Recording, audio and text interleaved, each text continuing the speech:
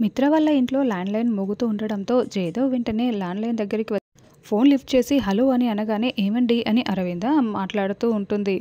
అరవింద అంటూ జయదేవ్ చాలా సంతోషంగా మాట్లాడుతూ ఉంటాడు. అవునండి నేనేనండి అని అరవింద మాట్లాడుతూ ఉంటుంది. అప్పుడే లక్ష్మి, మిత్ర, జాను, వివేక్ అందరూ కూడా హాల్లోకి వచ్చి ఉంటారు. అమ్మ లక్ష్మి మీ అత్తయ్య ఫోన్ చేసింది అని జయదేవ్ వివేక్ ఇవ్వడంతో వెంటనే లక్ష్మి ఫోన్ తీసుకొని ఎలా ఉన్నారు అత్తయ్య గారు అని అడగడంతో ఆ మాట నేను అడగాలి లక్ష్మి అని అరవింద అంటూ ఉంటుంది. ఎప్పుడు వస్తున్నారు అత్తయ్య గారు అని లక్ష్మి ప్రశ్నిస్తూ ఉంటుంది.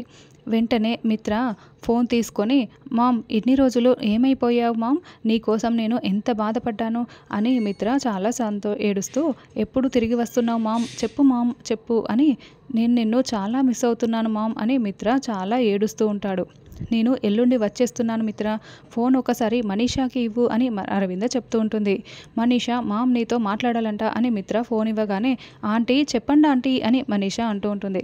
ఎలా ఉన్నావు మనీషా, నేను వచ్చే వరకు నువ్వు ఆ ఇంట్లోనే ఉండు, నేను వచ్చిన తర్వాత నువ్వు అక్కడ ఉండాలా వద్దా అన్నది నేను డిసైడ్ చేస్తాను, నేను వచ్చేలోపు నువ్వు ఎక్కడికి వెళ్ళిపోకు మనీషా, నువ్వు అక్కడే ఉంటావు కదా అని అరవింద వార్నింగ్ ఇస్తున్నట్లుగా మాట్లాడుతూ ఉంటుంది. మనీషా చాలా షాకింగ్గా టెన్షన్ పడుతూ అలాగే ఆంటీ అని చెప్తూ ఉంటుంది.